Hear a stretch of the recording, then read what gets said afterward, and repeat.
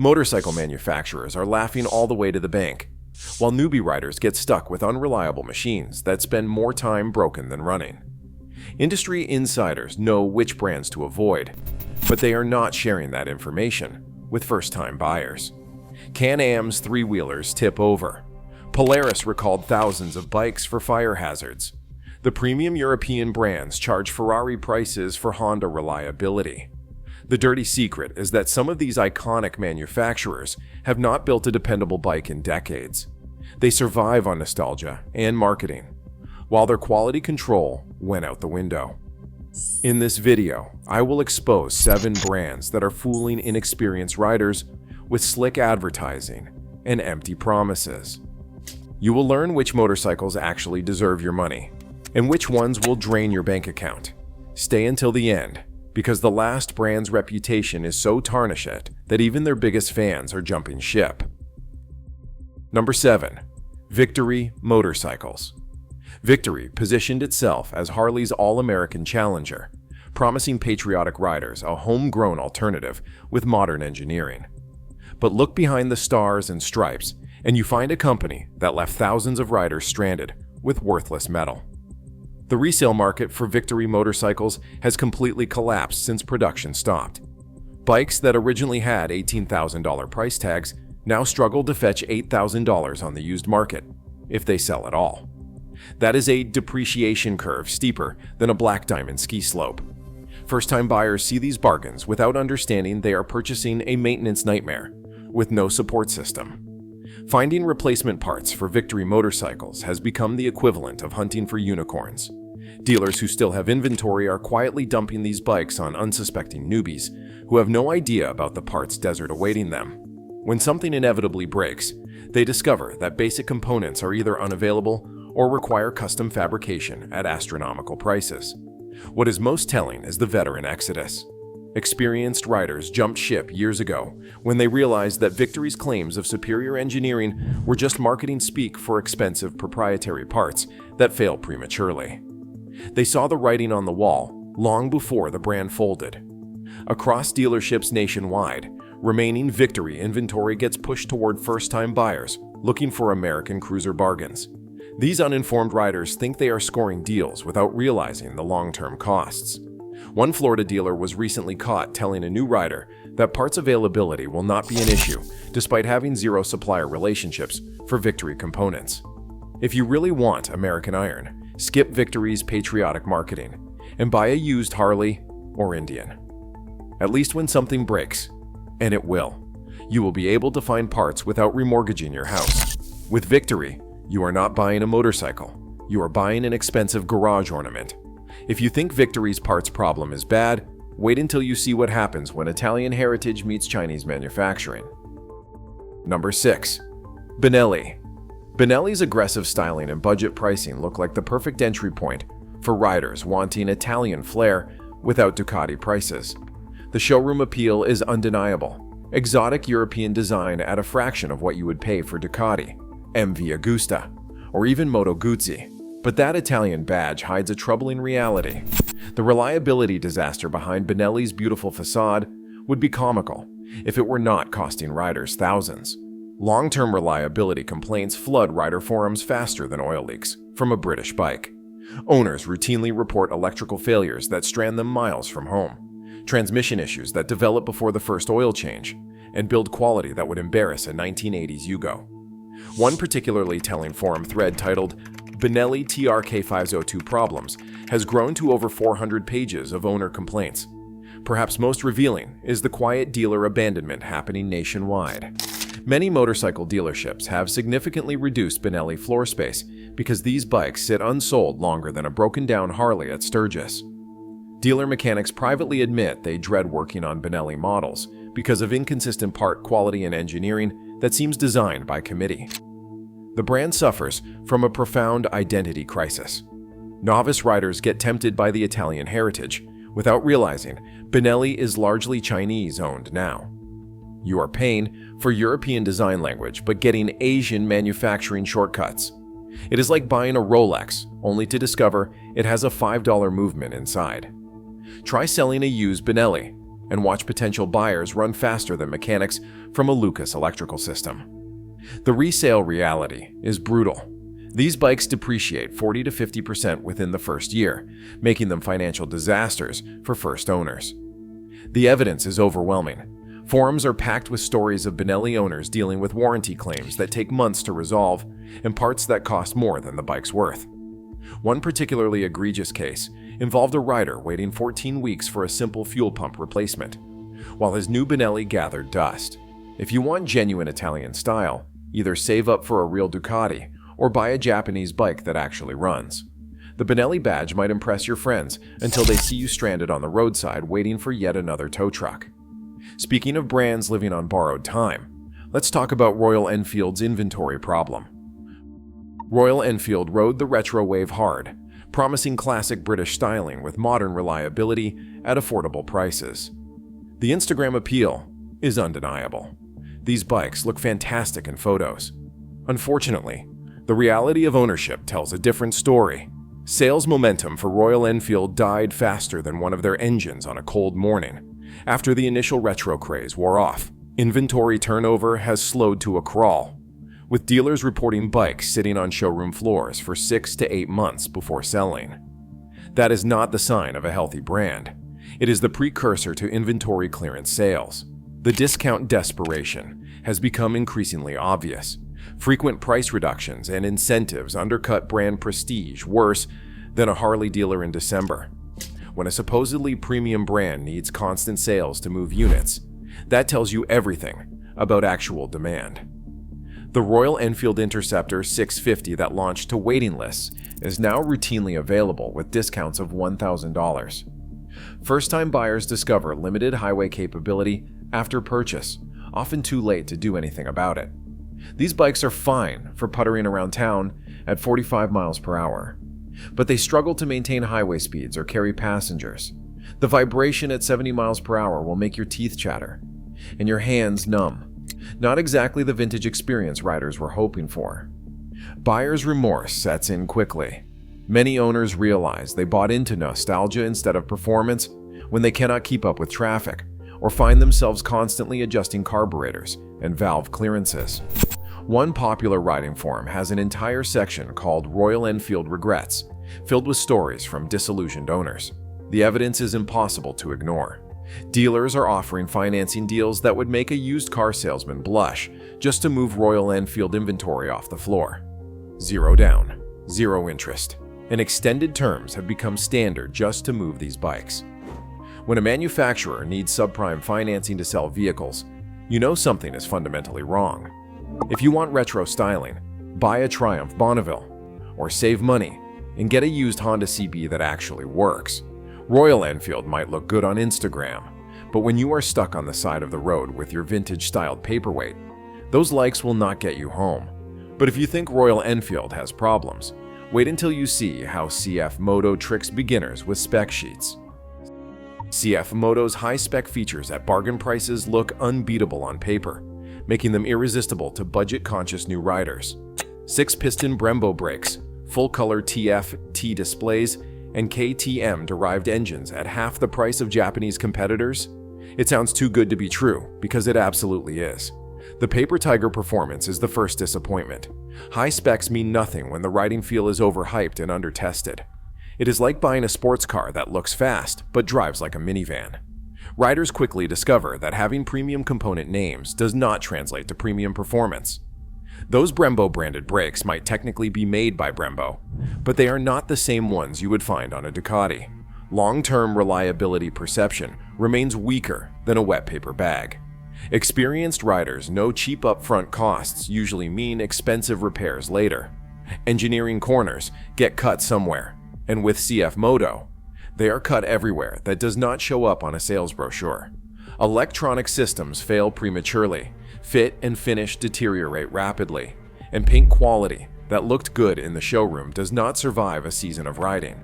Dealerships rely heavily on promotional financing to attract fresh customers who cannot afford better bikes. That is not a business model. That is desperation. When an entire sales strategy depends on easy credit for buyers with limited options, you are not selling motorcycles. You are selling bad financial decisions. Those impressive specs come with Chinese manufacturing shortcuts that show up after the warranty expires. Material quality, assembly precision, and durability testing all take a back seat to getting shiny bikes into showrooms. The CF Moto 700CLX might look like a bargain next to a Yamaha MT-07 until you factor in the dramatically higher maintenance costs and faster depreciation. CF Moto owners frequently report issues that would be unacceptable on Japanese bikes, but dealers brush them off as normal break-in problems. From leaking fork seals at 2,000 miles to electrical gremlins that appear and disappear randomly, the ownership experience quickly turns from exciting to exasperating. Do not fall for spec sheet marketing. Buy a proven Japanese bike that delivers real-world reliability.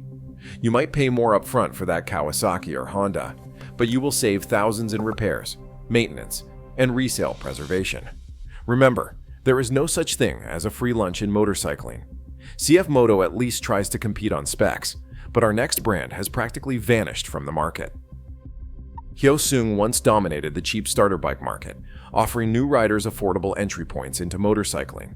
Their GT250R and GT650R models were fixtures in riding schools and budget-conscious garages across America. Fast forward to today, and the brand has practically disappeared without a trace. Hyosung models now linger unsold in small shop inventories like automotive zombies. These new old stock bikes gather dust in the corners of dealerships, with salespeople actively steering customers toward literally any other option. I recently visited a multi-brand dealership in Texas where 3 Hyosung models sat in the back corner with a layer of dust thick enough to write your name in. The salesperson said, "We do not even put them in our computer inventory anymore." Warranty, support, and parts logistics are cited as major buyer frustrations. When something breaks on a Hyosung, and something will break, you are entering a support desert. Warranty claims often go unprocessed for months, and when parts are needed, they might as well be coming from another planet. One unfortunate GT650 owner in Pennsylvania waited over 6 months for a simple stator replacement, only to be told the part was permanently unavailable. Most experienced riders bypass Hyosung completely for used Japanese models with proven track records. Why gamble on a new bike with no support when the same money buys a slightly used Ninja or CBR with dealer backing and abundant parts? The market has spoken, and it is saying no thanks to Korean motorcycles. The brand has essentially given up competing in the entry segment where they once thrived. With minimal marketing, zero product development, and a shrinking dealer network, Hyosung appears to be in hospice care rather than fighting for market share. When even your own company seems to have lost interest in your products, that tells you everything you need to know. Small dealers are stuck with Hyosung inventory they cannot move, often selling them at cost just to free up floor space. One Midwest dealer recently offered $1,500 off already low manufacturers' suggested retail prices just to move 3 remaining GT250s that had been sitting for over 2 years. When dealers are willing to break even or lose money just to be rid of your product, your brand has a terminal problem. Skip the Korean experiment and buy a used Ninja 250 or CBR 300R. You will thank yourself later. The small savings on purchase price will be dwarfed by the headaches, repair costs, and eventual abandonment you will face with a Hyosung. At least Hyosung knows they are struggling, unlike Suzuki, who seems confused about their own identity. Number 2. Suzuki. Despite strong heritage and solid engineering, Suzuki has somehow become the forgotten member of the Japanese Big Four. They gave us legends like the Hayabusa, the GSX-R series, and V-Strom adventure bikes, but today's Suzuki seems lost in a motorcycle industry that is rapidly evolving without them. The perception problem is real and growing. New buyers see dated styling and limited innovation compared to Honda, Yamaha, and Kawasaki. While competitors release cutting-edge models with sophisticated electronics, Suzuki feels like the brand time forgot. The current GSX-R lineup looks virtually unchanged from a decade ago, while competitors have completely redesigned their sport bikes twice in the same period. Resale values tell the truth about market perception. Suzuki values consistently lag behind Honda and Yamaha equivalents in similar categories.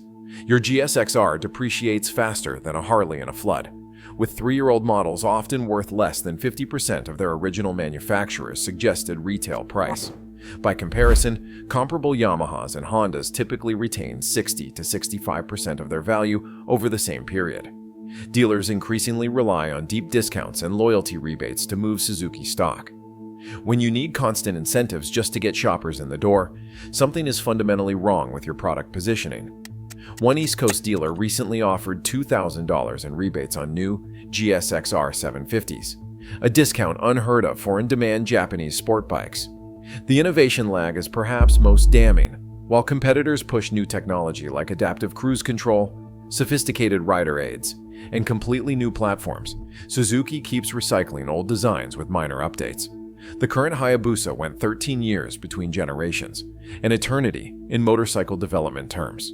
Even the V-Strom, once class-leading, now feels a generation behind competitors like the Yamaha Tenere 700.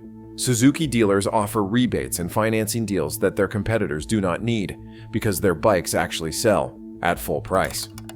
One California multi-brand dealer reported that his Suzuki allocation sits on average 3 times longer than equivalent Honda models before selling, and almost always at significant discounts. If you want Japanese reliability, stick with Honda, Yamaha, or Kawasaki. They are innovating while Suzuki stagnates. The extra $1,000 up front for a comparable Yamaha or Honda will come back multiple times in better resale value and more modern features that actually enhance your riding experience. But if you think Suzuki is struggling, wait until you see the brand that built an empire on image alone. Number 1. Harley-Davidson. Harley-Davidson built a cult following on American heritage and a rebel image, but the reality does not match the marketing. They have mastered selling a lifestyle while delivering outdated technology at premium prices, and the market is finally catching on. The aging demographics problem is impossible to ignore. Many entry-level Harleys pile up on lots as buyers age out or shift to adventure, and naked models. The core customer base is literally dying off, with the average Harley owner now over 50 years old. Visit any Harley dealership and notice the number of 30-something shoppers versus gray-haired buyers. The future looks grim when your customer base is aging out faster than you can replace them. The used market flooding is reaching crisis levels. Used Harleys flood marketplaces, forcing private sellers to undercut dealer prices drastically. When everyone is selling and few are buying, prices collapse. A quick search on any motorcycle marketplace shows pages of barely ridden Harleys at fire sale prices, often with custom parts worth thousands that add zero resale value. The depreciation cliff remains Harley's dirty secret. Newbie riders still fall for legacy hype without realizing the massive depreciation ahead. That $25,000 Street Glide becomes a $12,000 paperweight faster than you can say midlife crisis. While Japanese bikes depreciate gradually, Harleys drop like rocks once they leave the showroom, especially limited editions that dealers claim will hold their value. The maintenance reality would shock most first-time buyers. The Harley experience includes constant maintenance, expensive parts, and reliability issues that would embarrass a British bike from the 1970s. Oil leaks are considered character, primary chain adjustments are normal maintenance, and $200 oil changes are part of ownership. Meanwhile, Japanese cruisers go 50,000 miles with basic service and no drama. The brand survives on image over substance. Harley has perfected marketing, while actual performance lags behind many competitors. From braking to handling to power delivery, Harleys underperform bikes costing half as much. They have mastered selling t-shirts and lifestyle accessories while delivering motorcycles with technology from the previous century. Harley's own financial reports show declining sales among younger demographics, while used bike lots overflow with barely ridden Harleys from owners who discovered the reality behind the image. One Florida dealer recently admitted that over 60% of their business now comes from apparel and accessories rather than actual motorcycles. If you want American-made, buy an Indian. Better engineering, similar heritage, without the cult mentality. Or better yet, consider the many superior options from manufacturers who focus on building great motorcycles rather than lifestyle brands. These 7 brands reveal a motorcycle industry in flux, where marketing often trumps engineering and loyal customers get left behind. Smart riders look beyond the hype and focus on what matters: reliability, performance, and real-world ownership costs. The motorcycle you choose should enhance your life, not drain your bank account while it sits broken in your garage. What brands do you think deserve to be on this list? Which manufacturers are actually delivering value to riders?